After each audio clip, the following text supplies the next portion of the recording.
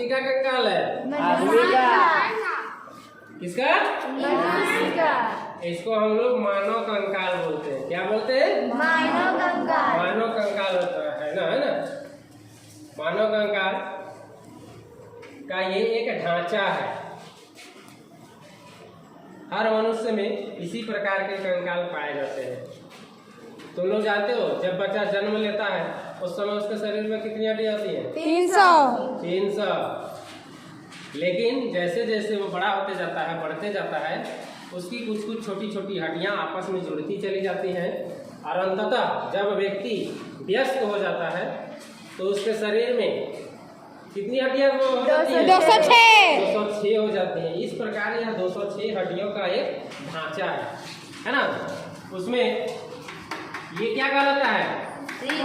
खोपड़ी। इसको क्या कहते हैं? खोपड़ी। मानव खोपड़ी है ना। मानव खोपड़ी है। ये आंख वाला दोनों उभार है। उसके नीचे ये गर्दन है, गर्दन की हड्डी है। उसके नीचे जब आते हैं तो ये हमारे कंधे की ये दोनों हड्डियां हैं, कंधे में होती है ना। उसके नीचे ये क्या है? चेस्ट की हड्डियां हैं, जिसको कि वक्षस्थल बोलते हैं। इसी वक्षस्थल के नीचे देखो अंदर में पूरा खाली है ना, आगे पीछे।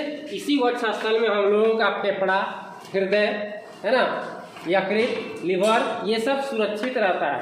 और यही चेस्ट की ये जो हड्डी है, यही हम उन सभी आंतरिक अंगों को सुरक्षा प्रदान करती है। इसको वक्षस्थल की हड्डी बोलते हैं।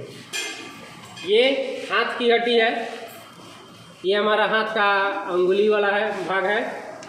उसके नीचे, उसके पीछे साइड है, वक्षस्थल के पीछे साइड ये वाला भाग देखो क्या है? ये हमारा मेरु रज्जु है। इसमें कुल 33 हड्डियां होती हैं, जिसको कि हम लोग रीढ़ का हड्डी बोलते हैं, है ना।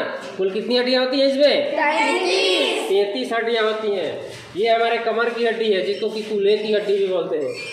और उसके नीचे ये हमारे जंघे की हड्डी है, जो कि मानव शरीर का सबसे बड़ी हड्डी होती है। इसको क्या बोलते हैं? मानव शरीर की सबसे बड़ी हड्डी। इसका क्या नाम है? फीमर। क्या नाम है? फीमर। और उसके नीचे ये घुटना, और घुटने से नीचे देखो यहाँ पर 2 हड्डियां हैं। 2 हड्डियां हैं ना। इनका क्या क्या नाम है? ये मोटे वाले हड्डी का नाम है टिबिया, और ये पतले वाला का फिब्यूला। टिब्यूला और फिब्यूला है ना। टिब्यूला जो है सो किससे? हमारे घुटने से जुड़ा होता है, और फिब्यूला हमारे टखने से यहाँ नीचे जुड़ा होता है। और ये नीचे हमारे पैर की सुपलियां हैं, जिसमें छोटे छोटे भाग हैं, और ये सभी मिलकर क्या बनाते हैं?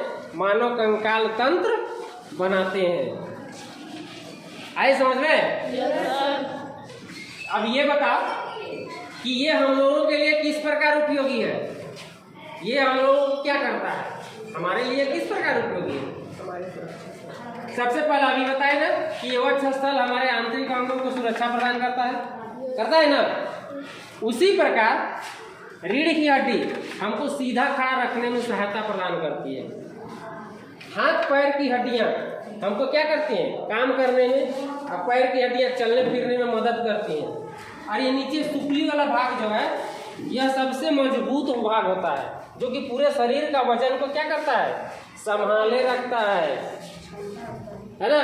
अगर इसमें कहीं पर भी चोट आती है तो देखते हो, थोड़ा सा भी अगर चोट आता है तो यह शरीर का वजन को संभाल नहीं पाता है, हम लोग लंगड़ा कर फिर चलने लगते हैं, होता है ना। इसलिए यह सबसे मजबूत हड्डी है, पैर की हड्डी। और उससे भी मजबूत है ये हमारा फीमर, जांघे की हड्डी। सबसे मजबूत एक तो सुपली का भाग होता है, और ये फीमर भाग होता है, ये 2 भाग। बाकी मजबूत ये वक्षस्थल भी है, और खोपड़ी की हड्डी भी है ना। जल्दी खोपड़ी में भी जल्दी अगर प्रहार करो तो भी जल्दी यह टूटता नहीं है, या वक्षस्थल पर भी अगर प्रहार करो तब भी यह हमें बहुत ज़्यादा चोट से बचाता है। अगर बहुत ज़्यादा चोट जब हो जाती है तब हमारे आंतरिक अंगों को नुकसान पहुंचता है।